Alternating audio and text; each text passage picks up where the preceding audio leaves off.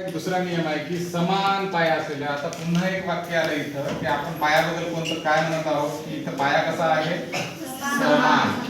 समान पाया असलेल्या घातांकित संख्यांच्या भागाकाराचा नियम. आता इथं नियम आलेला आहे भागाकाराचा. पहिला होता तो गुणाकाराचा होता की जर a ही कोणतीही शून्येतर परिमेय संख्या आणि m व n हे असे धन पूर्णांक असतील तर काय होते नाही का, त्याने कंडिशन टाकली की a काय पाहिजे तर शून्येतर परिमेय संख्या, की शून्य सोडून काही पाहिजे. फक्त इथं अपेक्षित आहे की शून्य नसावा, शून्य नसला पाहिजे. शून्य सोडून 1 2 काहीही चालतं, फक्त शून्य नसला पाहिजे.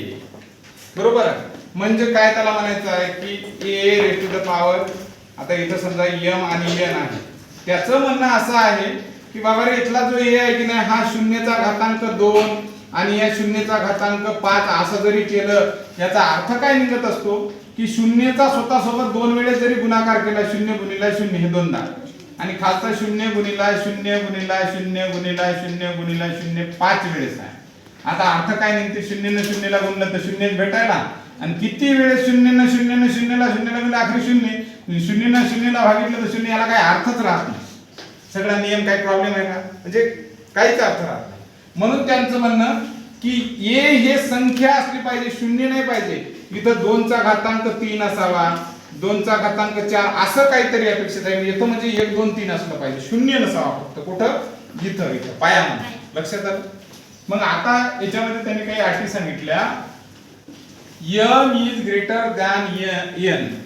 m म्हणजे तो वरचा m नाही म्हणायचा, m is a greater than, तो m मोठाच असतो. कोणता m? वरचा वाला. लक्षात येते. आता बघा m म्हणजे त्याने काय, हे आपण थोडंसं असं मांडूया. a हा a, वर त्याच्या m, वर काय पुन्हा भागिले a raise to the power n. त्यांनी काय सांगितलं, इथं शून्य नसला पाहिजे. ठीक आहे बाबा, आपण काय म्हणूया. आणि पुन्हा त्यांनी काय सांगितलं, हा एक घ्यायचा आणि यमामधून n काढायचा. कोणामधून? यमामधून हे यम याच्यामधून हे काढायचा, म्हणजे वरच्यातून खालचा अंक काढायचा. पण हा अपेक्षा आहे, हे दुतोंड्या आहे. दुतोंड्याला म्हणतात आमच्या इकडं, जो दुतोंड्या असतो, दोन तोंड्या, दुतोंड्या म्हणायला लागलो. दुतोंड्या हा मोठा असतो. लक्षात ठेवा.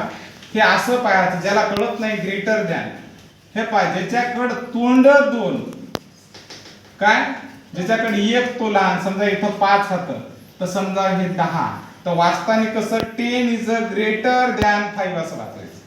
मग आता त्यांनी काय सांगितलं, m is a greater than n. कोण मोठा आहे? हा वरचा अंक खालच्या पेक्षा मोठा.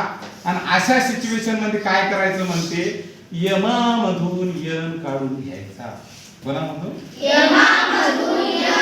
आता याच्या जागी आपण पाहू, a च्या जागी इथं सांगितलं त्यानं शून्य नसला पाहिजे. समजा 0, इथं 2 आहे, इथं 0 1 आहे, या असं करू शकत नाही. 0 2 वजा 1 म्हणजेच हे 1 0, तर याचं उत्तर असं नाही. हे गणित चुकीचं आहे. इथं काय सांगितलं त्यानं, इथं 0 नसला पाहिजे. मग काय घ्यायचं आपण, 0 नाही तर उदाहरण घ्या. इथं मी घेतलं 5 आणि इथं पण 5 घेतलं. त्यांनी सांगितलं होतं की पाया समान पाहिजे.